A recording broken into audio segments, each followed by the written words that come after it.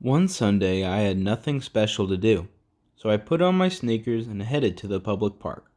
My knee joints creaked again. I remembered then what my orthopedic surgeon said. "It's because your joints are worn out, and since it's early in life, I would like you to get a cartilage fusion once a week for 5 weeks."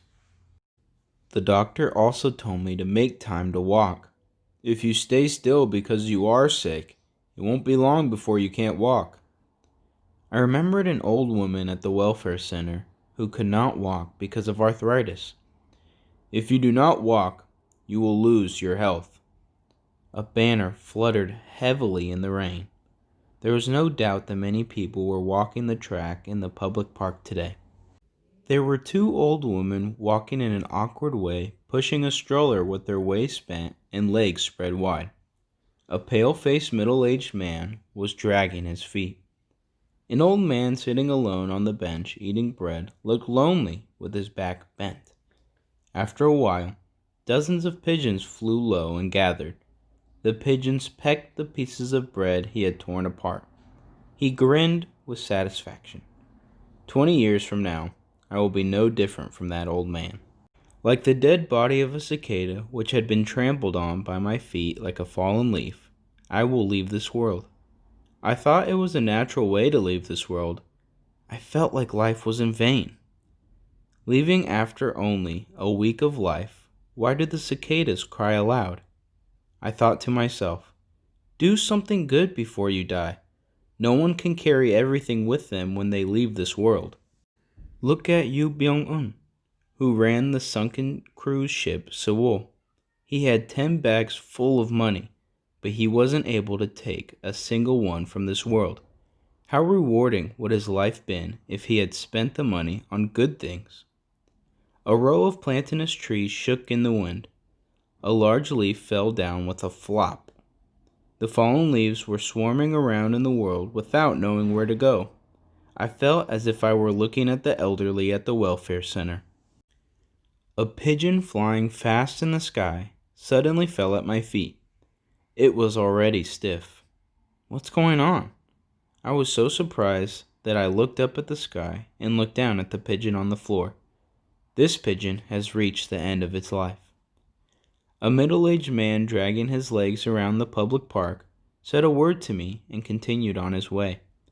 Every time I saw a line of people walking around the public park, it seemed like every old person was walking with all their might towards the destination of death. I thought to myself, walking to live. Does it look distorted only to my eyes? I walked at a rapid pace to shake off the lingering clutter, but those thoughts followed as fast as a shadow. The middle-aged man, who was walking with his legs dragging, was now sitting on a bench drinking water and looking down at the pigeon. What was he thinking? Did he fall into the same thoughts as I did? A few years ago, I saw a strange sight on a subway. A middle-aged woman pulled a small red shopping cart into the subway. I did not notice her at first because there were a lot of women coming from Dongdaemun Market. After a while, she took something out of the shopping cart that I would have never expected. People would have guessed that she would preach religion or sell crude goods. The eyes of the people on the subway were on her. She started playing the violin without saying a word. She closed her eyes and played the violin without a music sheet, shaking her body slightly. My pink dress waved in the spring breeze. I sang in my heart to the rhythm. Some people seemed to sing along with her violin.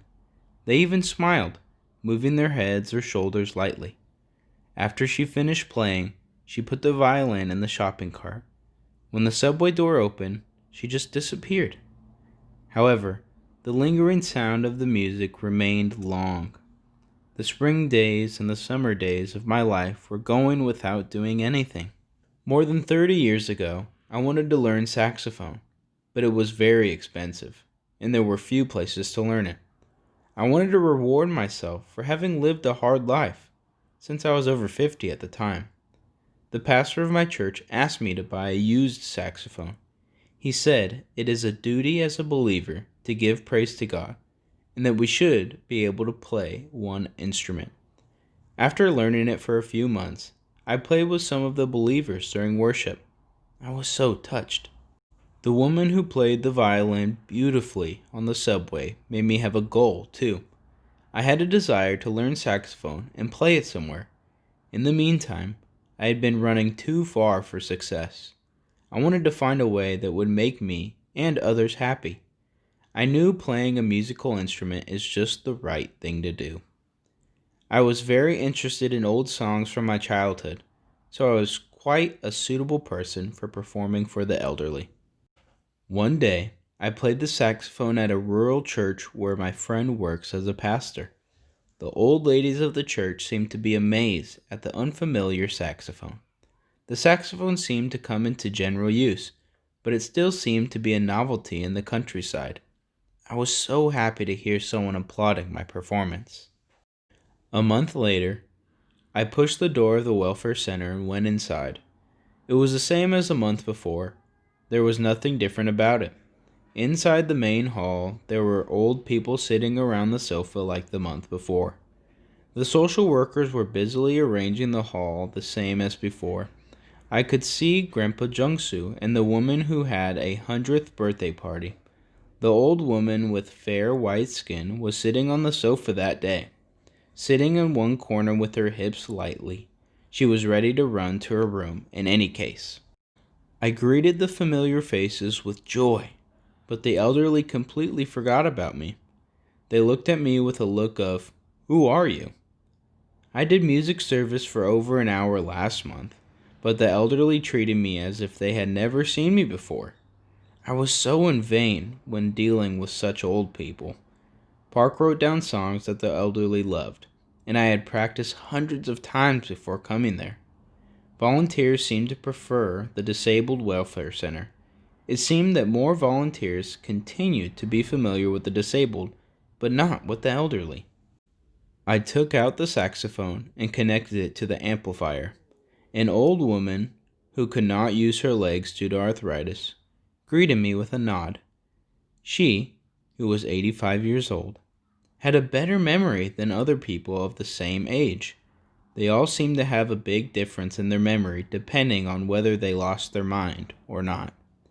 I can't see the elderly who was acting cute to me last time. Park did not laugh at my smiling words. Older people are rapidly failing in their health.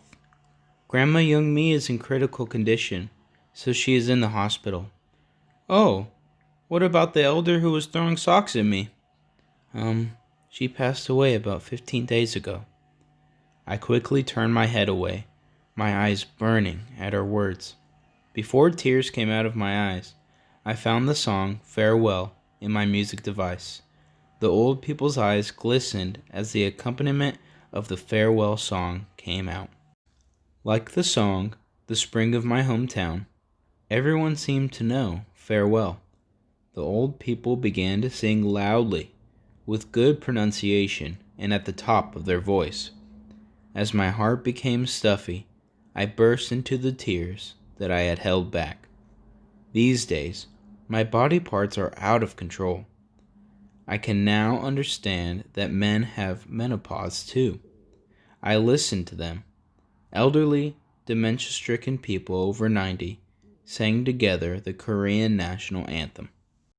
The melody of the Korean national anthem that they sang in the old days was the same melody as the song Farewell.